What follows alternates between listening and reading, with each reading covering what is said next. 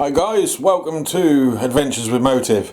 This week, do you remember the bead roller that everybody has been mocking over the last few years of this being on YouTube? Well, mock no more. Stretching the bed length. We've gone from something like 5 inches to 3 foot. Do you want to see if it can be done?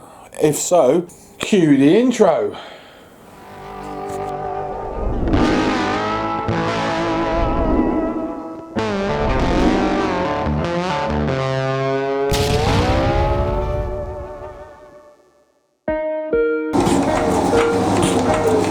Right, well I managed to find the rise. It ain't the right one by a long shot. It really should be something similar to that, a machine rise, but hey ho. I just couldn't walk away from this. It was driving me nuts. Just want to get it done. Just another shed job to finish. But don't fret, we're still doing the electrics in this week as well. Just how far I'll get with that, I don't know. And we won't be able to finish this week because I haven't got all the materials. There you go, final pass, but I might have gone a little too deep. I guess we'll find out in a little while, won't we?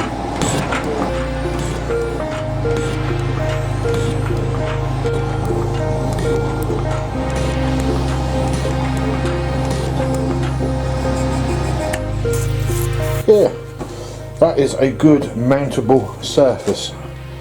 And that's all I needed. Right, so that's another pass. So that's 2 sides. I'll tell you what I'm surprised about, but then when you think about it, why would I be surprised? It's a Chinese made item. See all that white stuff? Car filler. Because the casting was so bad, they put car filler over it. That's how deep I had to go to get past all the nasty stuff. Well, that one didn't take long. I did 1 part, that's all I needed. You can see there the state of the castings. So there's about 1 millimetre off that one.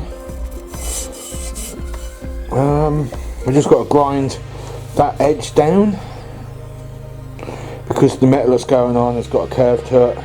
What we need to do, it's getting late now, cut it down the middle, quite literally, and then we'll drill 2 holes on top and bottom. So we'll wire brush all the paint off and car filler that's on here, as much as that we can get rid of, and then we'll put the bolts in. And once we've done that, we then need to move on to this piece, because this goes inside there. I can't remember which way round, if I'm honest. That's the rusty side, so I'd imagine that was inside there like that. So that one's then got to be cut and stretched, because this is the bottom, we'll call it, what will we call it? I wouldn't even know. Bottom arm. That's the bottom arm. That does a little bit of that and tensions up. That's the tensioner one. That top one needs to be absolutely 100% solid and unmovable. Now at the moment we've got about 4 inches, 5 inches. That's all we've got of gap, which is useless. It's no use to man or beast. I need it at least out to there, if not bigger. So I'll measure up tomorrow and see how long we can get away with. But right guys, another new day. I have cut that in half. There's the other half. I have cut a piece of box steel down. That now neatly fits over the top. I am hoping that I have got that accurate. But remember the car filler bit I told you about were there? That they added to this? That's what it should look like. I do not understand why they have smothered car filler all over a piece of equipment that is essentially going to get banged up. It is everywhere. I'm dreading peeling that all off, and it is going to come off. I don't want it on there. Normally with tools I have answers for everything. Pretty black and white really, isn't it? But this filler that was on here, I don't get it. I was expecting to find a logo covered up where they'd nicked a copyright or something. You know how it works. Various companies will get in touch with the Chinese companies and say, we want 50,000 of these made. Chinese will then make them for them, and then they send them over, and then they'll nick the same damn copy and build loads of tools under their own names in their own community. That's how they do it, as I understand it. So I've stripped all of the paint and filler off. I needed to know. That's the only reason I did it. I wanted to know. But I don't see anything on here that justifies in any form or manner filler. Nothing. I don't see any major blemishes. I don't see cracks. I don't see logo copyright breachment. I don't see anything. Good morning. Just been down the yard. Managed to find some steel. There we go. That's thick enough for the job. What's that? 3mm, 4mm, 4mm. What we'll do, or what we're planning on doing, is putting these on the lathe. I've got most of the bits that I need sorted to do the job. We're going to machine that out as one. We'll draw a line across so we can line it all back up, and then we're just literally going to ream this out a little bit, cut that the length, and shove that on the ends of each one and pray that everything goes straight. Okay, this is what we've got going on. Because I got a bit of a throw out on the lathe, I had to mark a line on the chuck corresponding with here as well. We've machined that down. That was tight as far as I could get the damn thing. Wouldn't go on any further, so I had to cut that bit out of this end and just gently machine over the inner. Basically it's on, look, and it's exact, is where it needs to be. No worries with that, that'll weld up beautifully, but this one, even though I had to hammer the damn thing on, it's tight. I'm not sure how that one's going to play out, so I'm not going to do anything to them at this point in time, because I'm going to cut the second one now. I'm going to take the other shaft in the machine and machine it down. It took me about an hour to get it down to where it needs to be. See, that is what it was, and that is what it is. There you go, look, I ain't screwed or welded anything, but I mean, that is smack on exact where it needs to be. That really is. I'm very happy with that. Right, I welded both ends, and I've also put a plug in on both ends as well, little plug weld.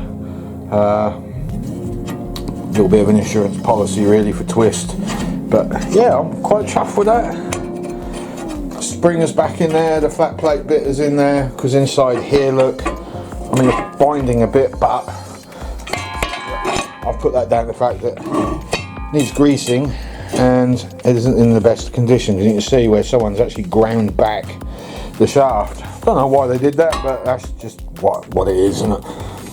So yeah, that's how that goes in there. That's the tension spring. Then this block here, screw thread facing down, goes in there.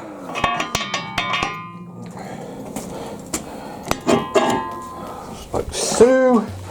And then there's a tension screw that goes on the back. Once you've done all of this up, that then goes, there's a little grubby in there as well. That's to grip it.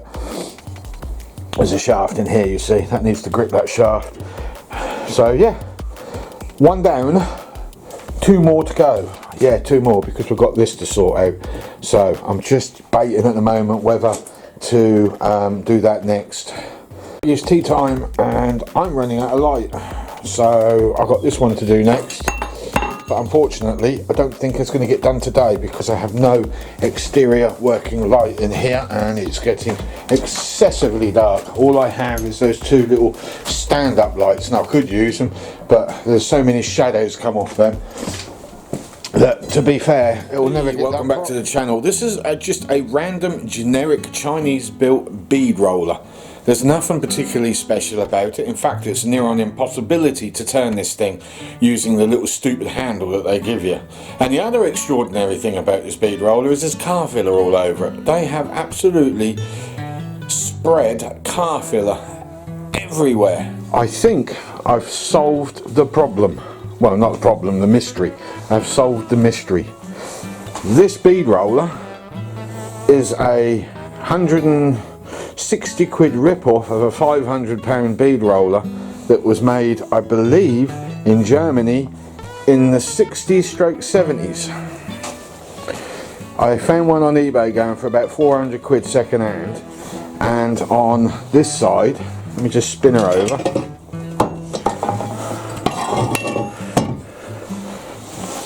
Right there was a logo. You can just make out, I think, some lettering that I didn't quite get rid of. Right there as well, I think. Anyway, that's been ground there. And on the one that I found on eBay, that is where there was a moulding cast. So yeah, it's a rip-off. It's identical to a vintage one I found for about 400 quid. I don't know how far they've copied it, but all of this, and obviously this section here, which has also been attacked with a grinder, is a copy. Cheeky blighters. Okay guys, I welded it up, I've lathed that. It's nice and tight. I'm having to hit that with a hammer, as you're probably going to know any minute. Finance.com to find out more. As with all investing, your capital is at risk. Tax treatment depends on individual circumstances and may change in the future. Don't host investment services provided by Nutmeg Saving and Investment Limited. Selling your car doesn't have to mean haggling with strangers or pretending to be a car person. Simply sell your car automatically. It's the you sell your car from home way. All our car dealers compete to give you the best price way. It's the you to get up to £1,000. There you go, nice and tight. Lined up where it needs to line up. This is the motorway. I'm happy with that. Sell your car at motorway.co.uk. Well, I can't get my head around this. I don't mean that, I mean this rubbish that's going on with Russia. Anyway, horrendous. Here she is. That's the best I can get it. We've just got to grind down some of these over the top welds. We've put an upper support there that's going to go. I'm going to turn this radio down, hang on. I thought I could get away with it, but I can't. I can't lift it up in the air at the moment because I haven't figured out how that's going to get mounted. So I've got to strip all this muck off now. Everything's got to go. I just want it down to a bare platform. And I think what we're going to do is cut a hole. We already have a hole. Sorry for the jolty camera. Yeah, we've got a hole there because this used to be a bandsaw from a butchery shop once upon a time. So we might somehow, can't really bolt it down to that very well. I don't know how this is going to go at the moment, if I'm honest with you. Weaving me up a goddamn wall, this is. Believe it or not, this is tidy compared to how it has been. I can't find nothing in this blasted shed since chucking stuff, tidying stuff up. I took the bead roller apart before I did all the alterations, and on the back of here was a drive that I built out of an old bike sprocket. Do you think I can find it? Can I heck? I don't know where I put it. I would have laid it down somewhere. I can't find it anywhere. Okay, Friday. I've been racking my brains on how to power this thing, and I think there's only going to be one way. I've been trying to find a way of decreasing all of this ratty clutter of mess. I'll be honest with you, I can't find anything that's going to have the kind of power that's going to be required that's small to turn this. I mean, it looks big. I've got it mounted. That is all I've done. I've stripped off everything off the table, as you can see, and I've cut the tube down, box down, and I've welded it on. We've still got other issues to sort.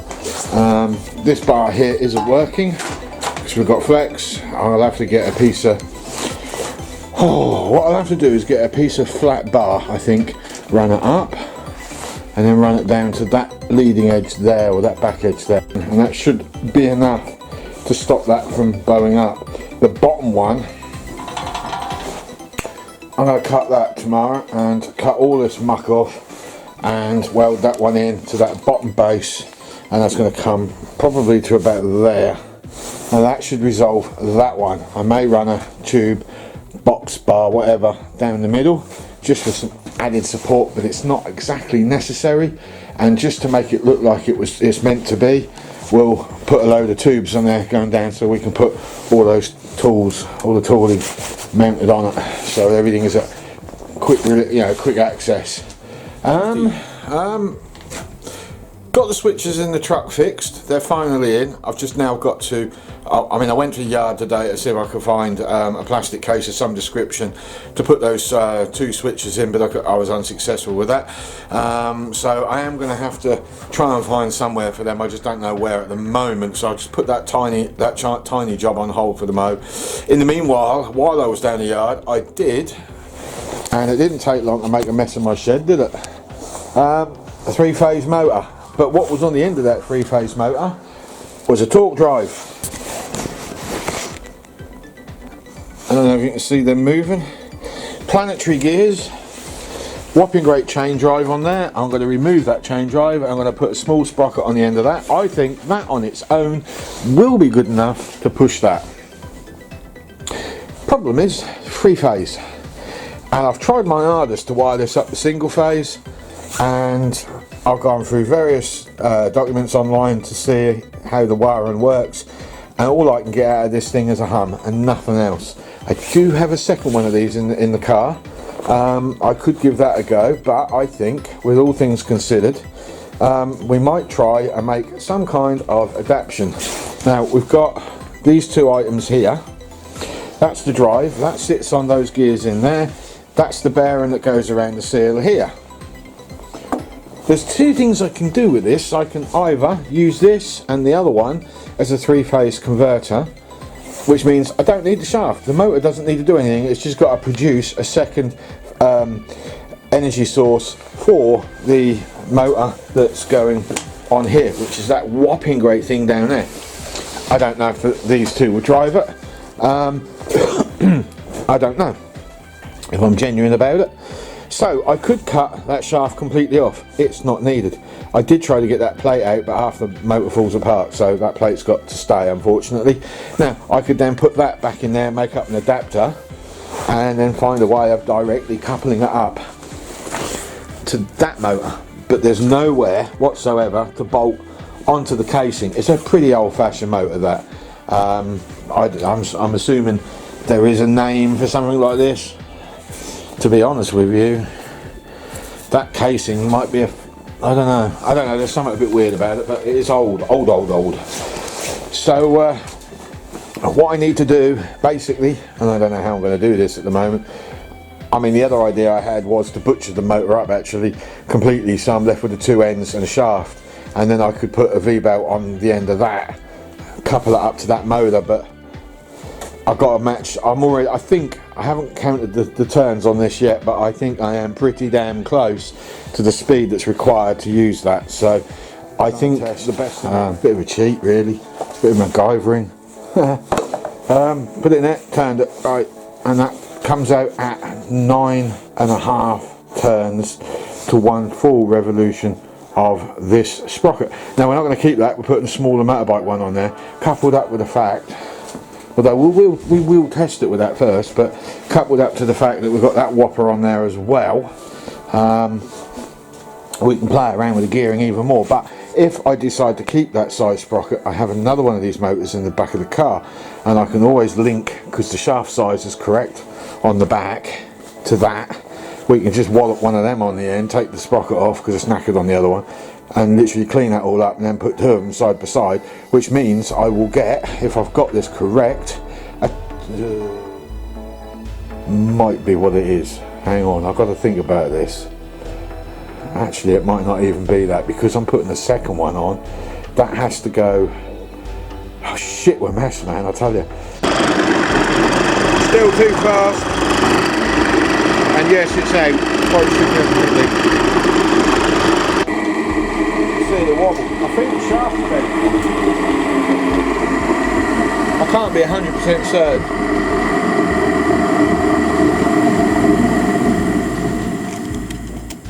But I do believe the shaft might be bent. That's the only motor I've got that's, in my opinion, capable of pushing it. That one down there, that's 1 horsepower as well. but that packed up on me ages back. Now it could have just been a capacitor popped, I don't know. So yeah. Okay, I've took the studs off, I've lined it in. It's just too much wobble on that. That thing is jumping all over the place. It's going to destroy the splines eventually. It ain't going to work. That spins too fast, but we can get around that. So whether I like it or not, and I don't like it, and there's not a lot I can do about it, I'm going to have to strip this motor because I need that shaft, and also to keep the oil in and keep everything straight and square, I need that plate there. Now if I could get away with just having a shaft built on bearings, I would, but I need that plate as well because oil is spewing everywhere, and to keep this going good I need it. So I am just going to rig that to that, and I'm going to put a V-belt pulley on this and a V-belt pulley on this and see if we can't down torque it more so we can keep that sprocket on, because I'd like to connect that sprocket up. It'd definitely make my life a lot easier. Well, I don't know what else to do. I'm kind of make or break with this thing. I mean, it's now getting close to being thrown. So I cut a V into the, whatever you want to call it, I don't know. I've now got both bearings holding that on. It's also screwed and bolted to the case, which is now in which to connect. It's a little noisy, but I've put that down to the fact that it probably sustained some damage when it was on there.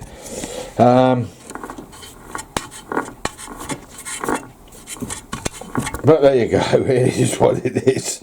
Oh my god. Right, we are getting there, but we are also so far away from it as well. Motorcycle sprocket down here, the original one wouldn't work. So this is the sprocket that I used on the gearbox of the vehicle that was on here, you know. And there was a connecting nut there welded in, so I've literally drilled out that centre just a tiny bit. It's got an 8mm hole in it, and just put the sprocket on a lathe and flattened it off as best as possible so it butts up at the end of the tube. There is a bolt that runs through the centre. I've locked that down. As a final touch, I will put a tacker weld in there because there's nothing more I can do with it, just to hold it in place, because I suspect that will spin loose. Now we've got to jack this damn thing up. Unless someone's got some ideas on how I can lock that in, I really don't know what to do with it, other than drill another hole and run a nylock or silock pin, depending on what you call them. That's the only other thing I got, you know, one of them spring pins. I could do that. Now my rotten luck, the drill bit will snap and I'll never get the bugger out. I mean, that is another idea. Right, so we've got to get that mounted, then we've got to take all of that off, we've got to spin that over the other way, we've got to file all of that down, get that all neat and tidy, and then we can put the motor underneath, which is already laying there, and make my mind up whereabouts it's going, what direction, is it going to poke out that way, do you know what I mean, the rotation. I can simply just turn the motor around. We are going to need a slip plate on one of these. Right, this has got stupidly complicated all of a sudden. Spinning too fast still with all the modifications I've made to the pulleys. That tiny little thing, yep, that works fine. My V-belt that I built onto that, nope, that don't work fine, too small. I've put that one on, still a fraction too fast. I have given myself an opportunity to be able to go on a smaller tooth sprocket, but we come problems with it. We're going smaller on the sprocket because there's less teeth holding the chain on. There's some serious amount of torque that goes through that. So yeah, we need that chain to wrap on whichever one is jumping. I think it's this one that was jumping. Unfortunately the nut has started to come undone, so I can't demonstrate it, but trust me, it's still too fast. To get a good control, in order to follow your line that you've drawn, you need it to go like a blinking tortoise, literally. How can I put it? I don't know, they're into comparison because it needs to go that slow. That's the only thing I can say on it. We're going to have to be really quick. I got that big belt on in the end, I didn't bolt it. I managed to get that spline to fit the pulley that I was originally going to have. So a little bit of welding to do down there. Now, excuse me while I perform something really stupid and dangerous.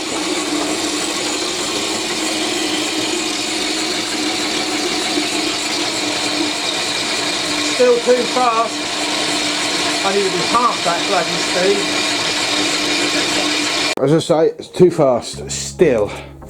With that whopping great motor on and that reduced size sprocket. I need half the size of that sprocket.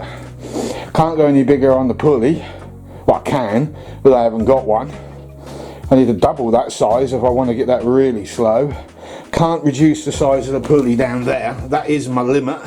So there's just one of two things to try, and that is smaller sprocket, or go back to the big sprocket, take that off, and put the second gearbox in line. Thursday. I'm living on hopes and dreams with this, I have to be honest. I pulled the other motor apart late last night, and we're going to have a go at putting that gearbox. In fact, because it's got the sprocket at the front, and it seems to be the same teeth type as the one that's already on there, we're going to attempt to use that one as the main drive, because we're going to be slowing this down probably 4 times more than I need it to. I'd rather it went ridiculously slow than ridiculously fast, if I'm honest, because you get better control when it's slow. So we're going to mount that gearbox to that gearbox. We're going to move that motor casing right back, so the wheel is probably overhanging the back end. We may transfer back to that little pulley there so we can get the speed up a little bit, because that one is now probably going to be overkill, so we'll go back to that and link it all up and see what happens.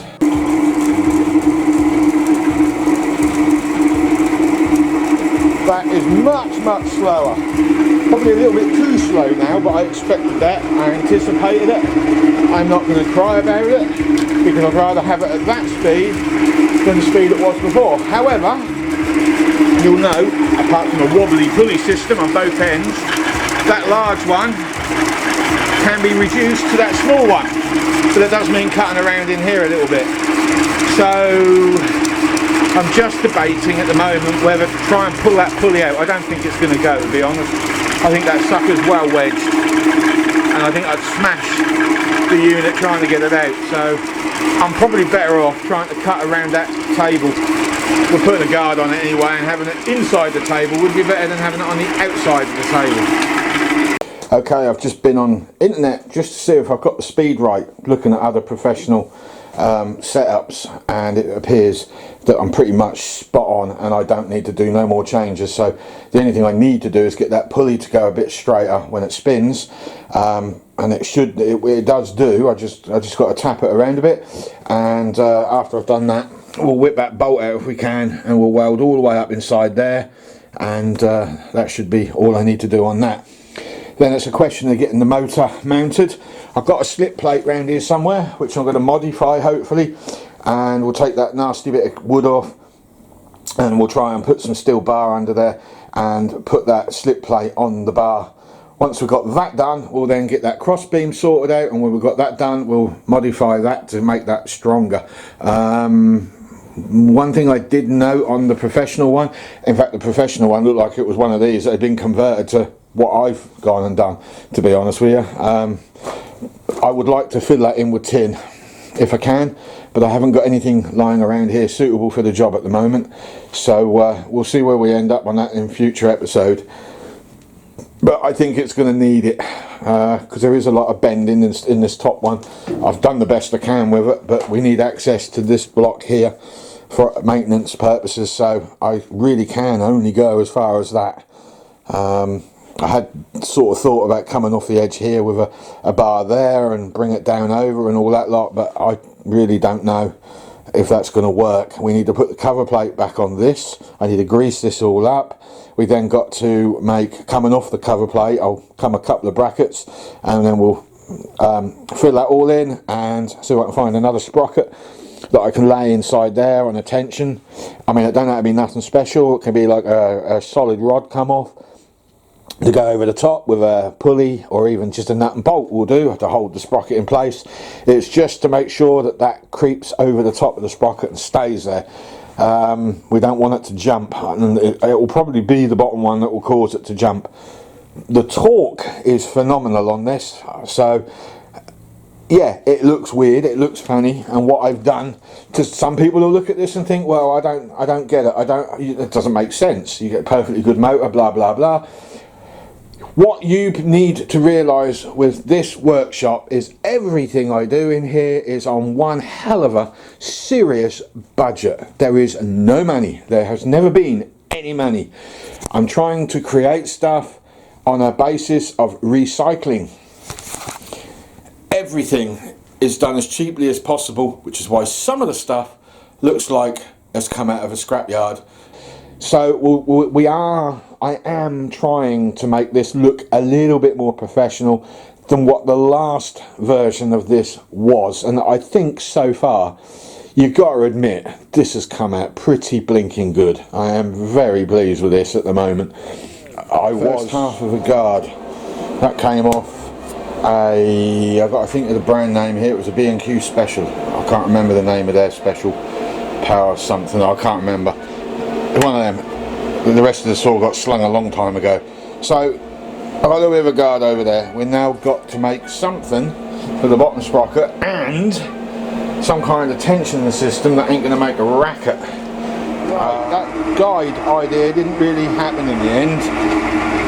What I've done is I put another sprocket on there, and it's not a tensioner, it's not meant to keep that tight, even though it is doing that. It's more to keep the rest of that toothing around, that chain around that toothing, to give it more of a mass, to spread the load. The only problem is that is the wrong sprocket for that chain. It's not really working. So I'm going to have to look on eBay at some point and see if I can find another sprocket which has got different teeth. Otherwise, yeah, we'll be fine with it. There is a little bit of ovaling going on the pulley system here as well. That one seems to be fine. That one isn't so great. So it's pulling the chain just a little tighter at one point and then not so at the other. I'm just debating whether to crowbar that up to take some of the pressure off that. It's not this that's making the noise, it's this. You can see it, it's not really engaging properly.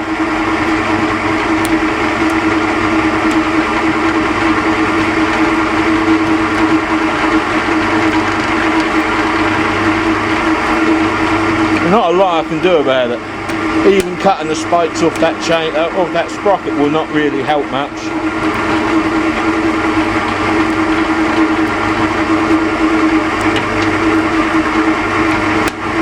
Yeah, you couldn't make this up with me, really. This started out as just extending it so I could get better metal in there, and then I realised how much flex I was getting. When I welded the triangle up there, the heat just lifted it, and I couldn't push the bottom one up because the rollers wouldn't sit square, so I had to cut across that one and drop that down to get it square again. That part of it works, and as untidy as it looks at the moment, I'm quite happy with that, believe it or not. However, the bar at the bottom, and you'll find this on all the professional ones, they've got a big old bit going underneath to support it.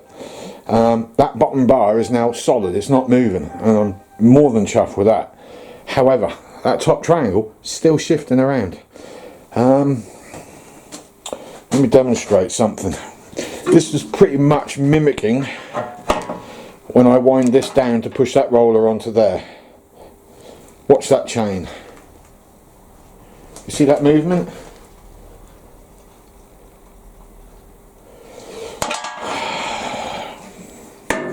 I've added 6mm plate there. I actually cut something up I didn't want to cut up to be able to produce that. I've done that both sides to try and stop that head from moving. That hasn't worked. This metal, rather thin, has created a lot of flex. I thought by putting tubes here, and I added another one there, that would stop that movement, and then 2mm thick steel plate. I thought that'll work fine. No, still hasn't done it. So I added this to try and strengthen that area up. That hasn't worked. I've got one more thing I can do. It will bead roll. I've already tried it. There's the aluminium I tried today. I mean, that worked. But when I tried, where it is, there's a thicker bit, 2mm bit, and this used to do 2mm with no problem. That didn't do the same type of bead. It couldn't, that top one was moving around too much, so it wasn't compressing. That's no good. So tomorrow, Saturday, going to shoot down scrappers and see if I can find some steel. I'm going to run a big old bloody great piece along there, and I'm going to bring that right out up to here, and I shall triangulate it off to there. A piece go through the middle somewhere. We've got to play around with the guard that I started, and then another piece going down onto there. And that's it. That's all I can do, other than filling it in with thicker, heavy-duty steel. This thing is turning into a monstrosity. I was saying, it's it's a monstrosity. My God. That's that top beam. It's a pain. It's shifting everywhere. I've had to drop down the head because the rollers are not sitting flat. They are now, but they weren't before. It will bead roll aluminium perfectly. I can't fault it for that. And 1 mil thick tin. But when we go up in size like to 2 mil tin, struggles like crazy. If I could find a way of stopping that head from moving, and the only thing that comes into mind at the moment is to put a block on there with a hole and run a beam up to the ceiling, so if I am doing something heavy duty, I can effectively lock that bar down so it don't shift. I think this is going to have to get bolted to the floor and bolted permanently because she's very heavy. I don't really want to be winding it around, and I had to add just to stop that movement, and a lot of the movement was the head. The welds had broken there, so I've literally reinforced it with another piece of 2x4, welded down there around and under, and I've really laid some thick blobs in there deliberately. I've put a gusset in there, and then it was still moving. It's the two rollers that are shifting on here.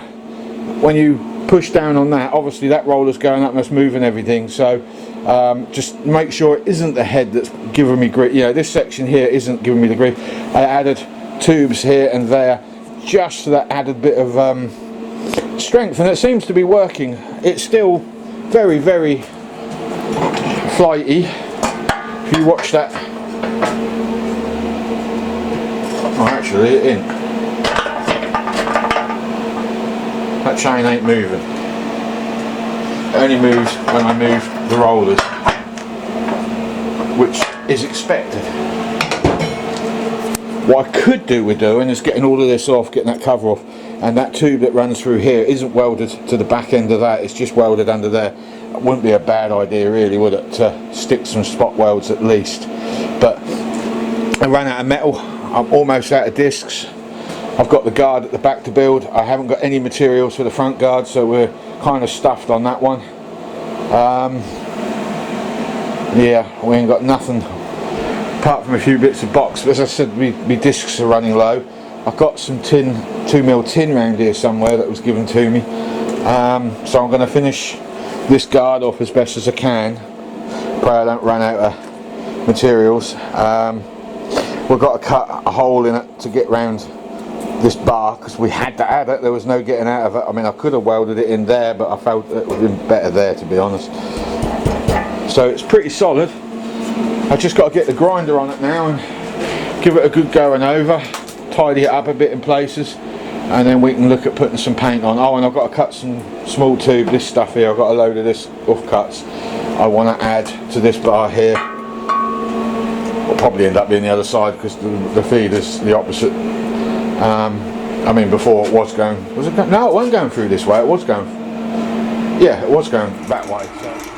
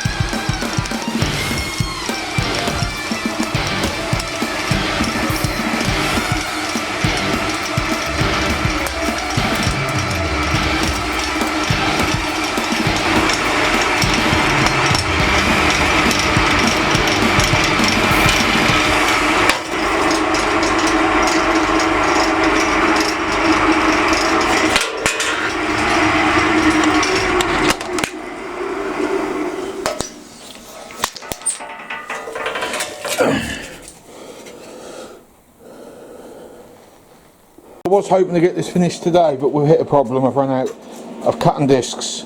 I've got one guard done and I used the bead roller. Hey! Problem is I can't do the bottom one. I've got that down here. I've cut the scraps I've got there. But to be honest, it's just not going to work. I think what I've got to do is cut a piece of box steel and build a bracket over here and lob it in so it's covering the inside edge as well as the outside edge. I can't really do much more than that, and at the moment I ain't got no more discs left. I've just got little scrabby bits and they're not really working. Bottom guard is now done,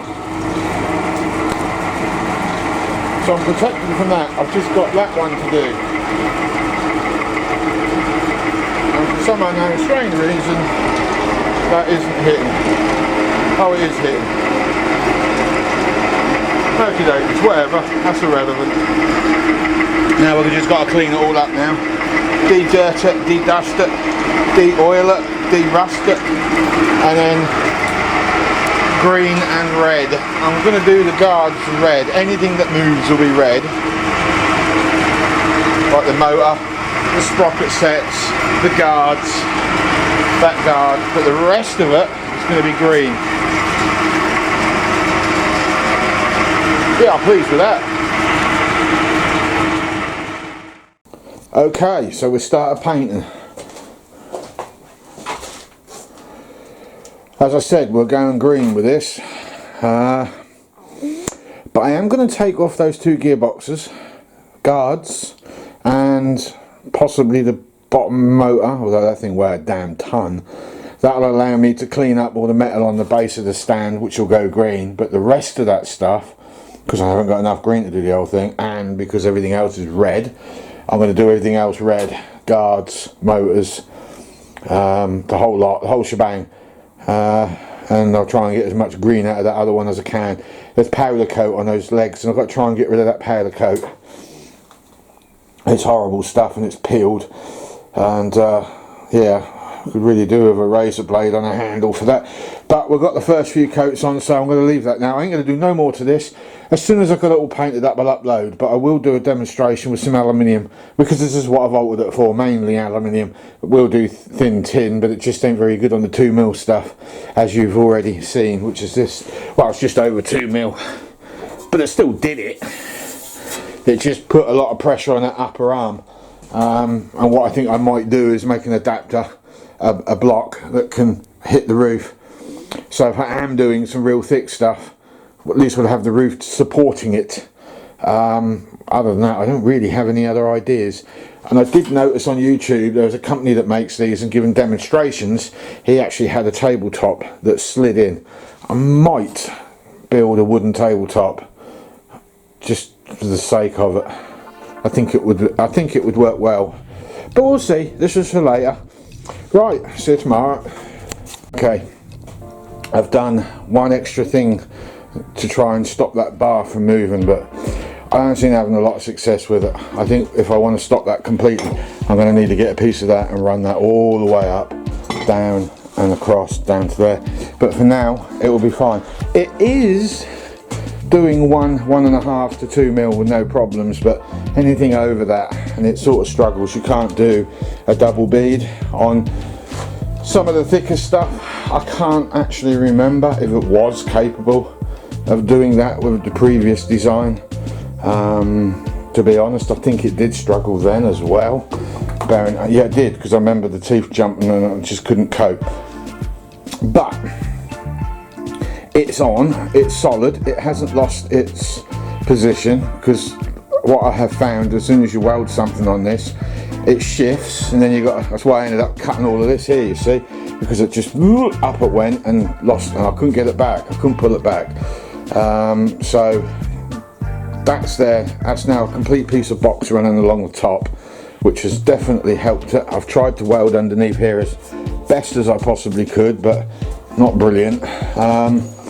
So now all we've got to do to finish the engineering off, the fabrication, is to make up a quick little guard for that little lot down there, and I want to try and weld a piece of mesh over that area there, see if I can fold it to go round if I can, Bearing in mind I need to be able to remove this, so I don't want too much getting in the way.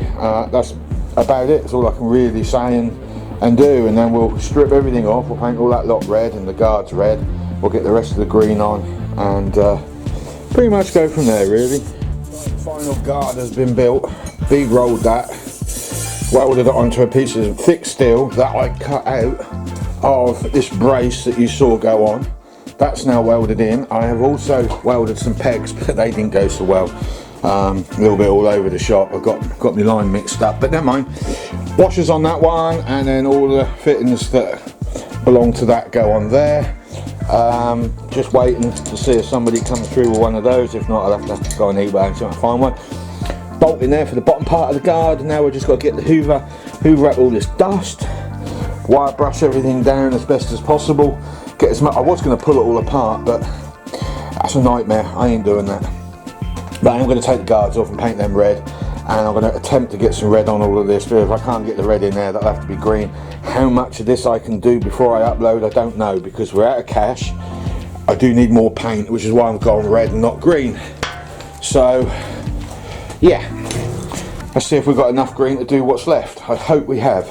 Well, that's a pain, because I run out of green and I've run out of red. All I could do was prime brown to where I've got to finish off. I couldn't even get behind there, look. What an annoyance. It was me hoping big time to have this done, so we get a completed project for you, and I run out of paint. I thought I had more than that. Generally I did, but we did not. So yeah, we've got to touch the paints up.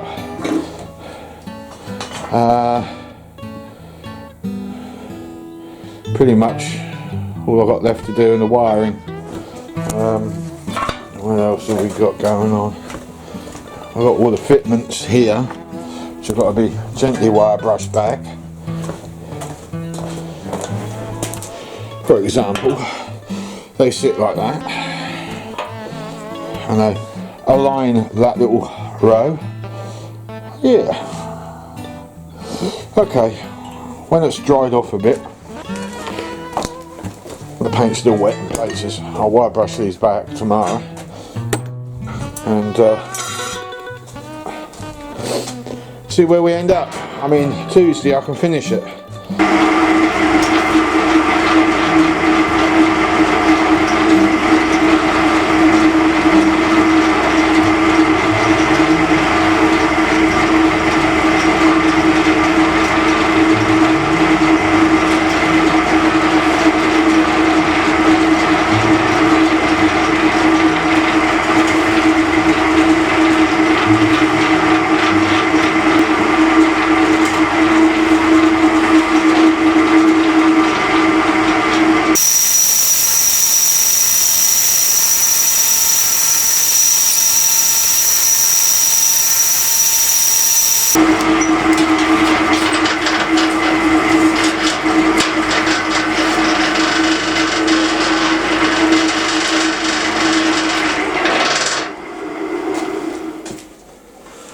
Oh dear, that's a mess.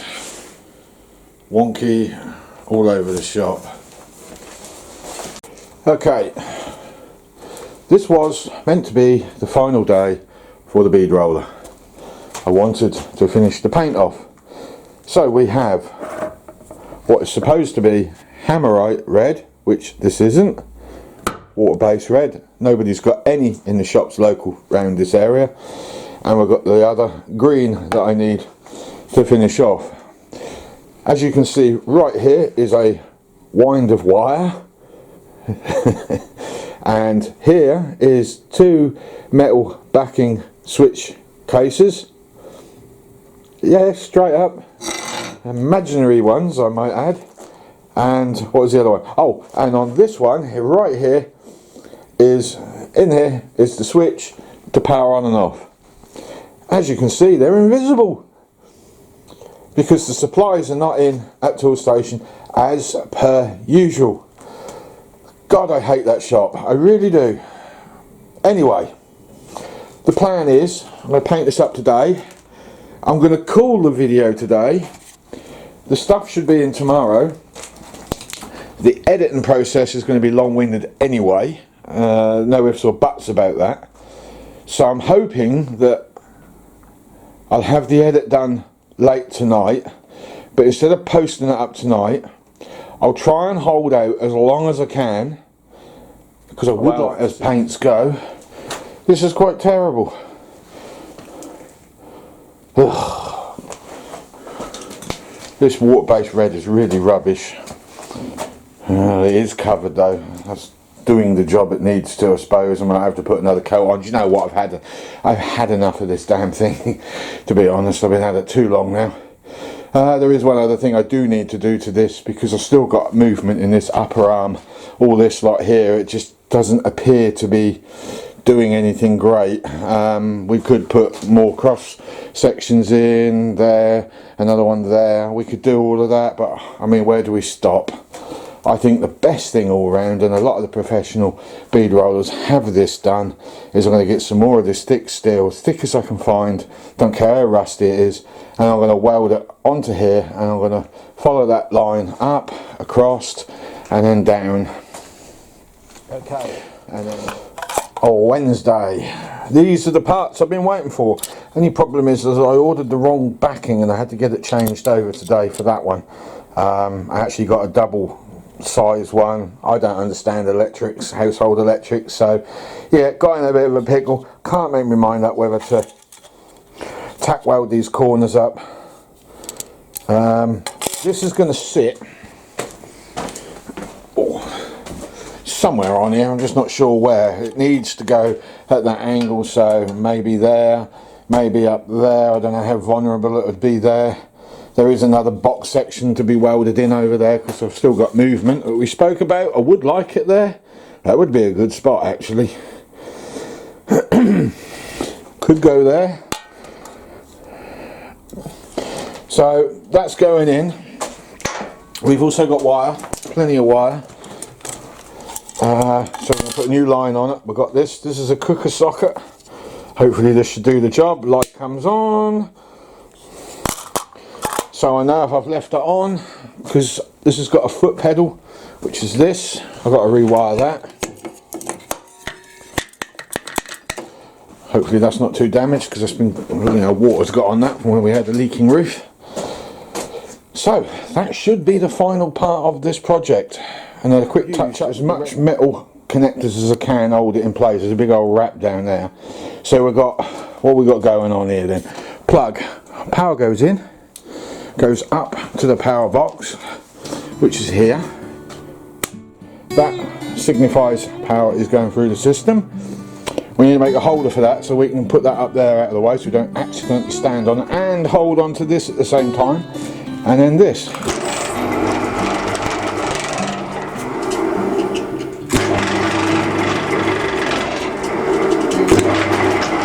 I would love to find a way of getting a brake on this, an electric brake.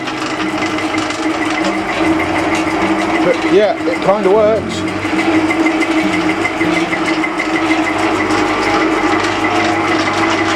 So we just got to paint that green, get some metal to go up along the edges to strengthen that all up.